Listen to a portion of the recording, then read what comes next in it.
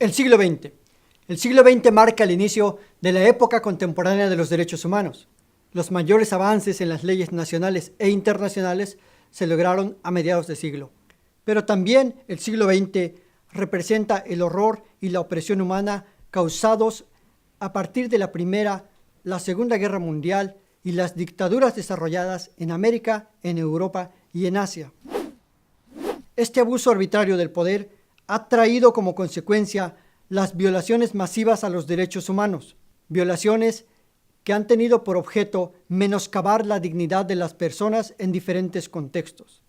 Como un propósito para evitar la repetición de crímenes y el sufrimiento de personas inocentes, como hombres, mujeres y niños que padecieron estos crímenes, la comunidad internacional ha creado un marco internacional para evitar que se sigan violando los derechos humanos. El primero de ellos está establecido en la Carta de las Naciones Unidas,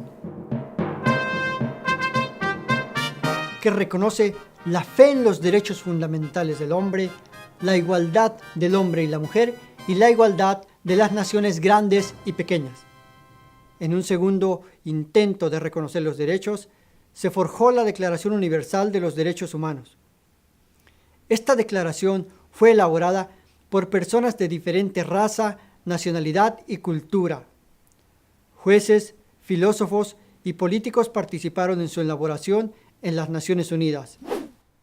El artículo 1 de la Declaración Universal reconoce que todas las personas nacen iguales en dignidad y en derechos y que deben comportarse fraternalmente unos con otros para reconocer el valor de la humanidad como familia.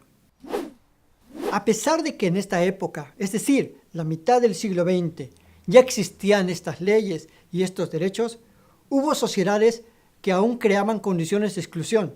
Los afroamericanos y las mujeres seguían sufriendo discriminación.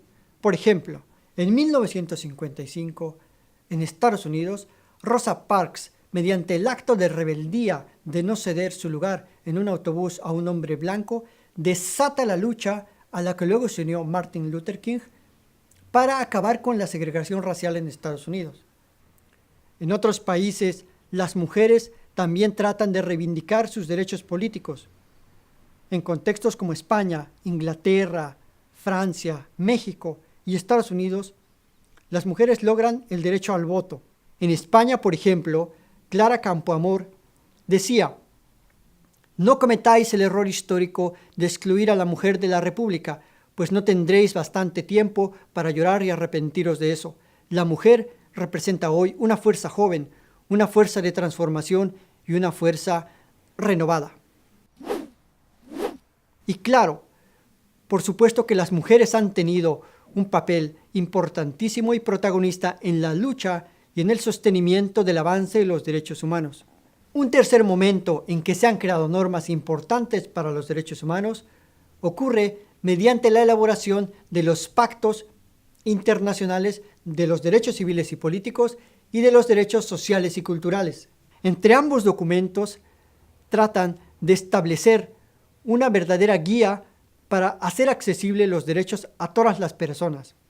Tratan de reorientar las leyes en torno a la liberación del hombre del temor y la miseria y a la reivindicación de sus derechos, creando las verdaderas condiciones de acceso a ellos. Hasta esta época, el avance de los derechos pudiera ser individualista, pero luego se desarrolla un avance colectivo, un avance que protege a diversos grupos, como los grupos indígenas, los niños y otros grupos étnicos.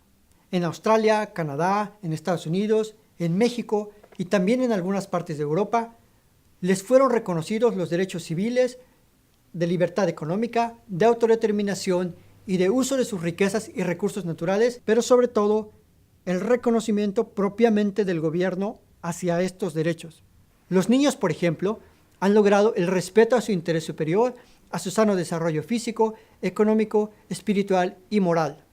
Dentro de este contexto también, uno de los derechos más importantes y que se ha elaborado para la protección del planeta Tierra como hogar de la humanidad es el derecho ambiental.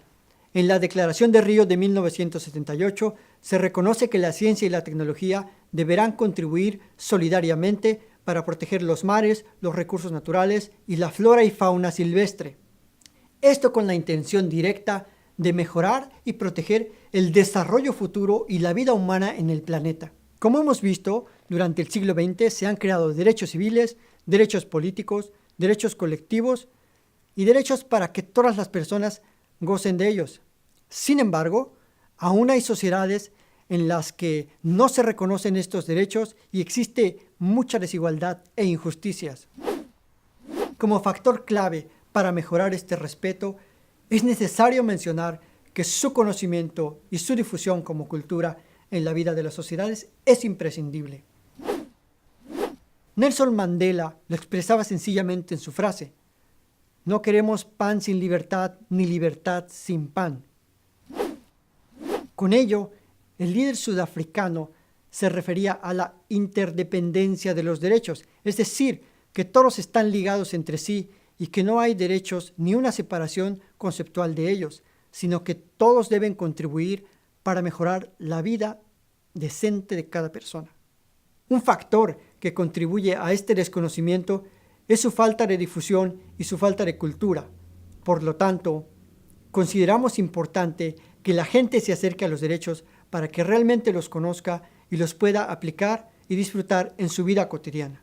Como conclusión, podemos afirmar que la existencia por sí sola de los derechos en leyes y en documentos tiene que estar acompañada del verdadero respeto de estos derechos por todas las personas como un deber humano para protegerlos en todo momento y circunstancia.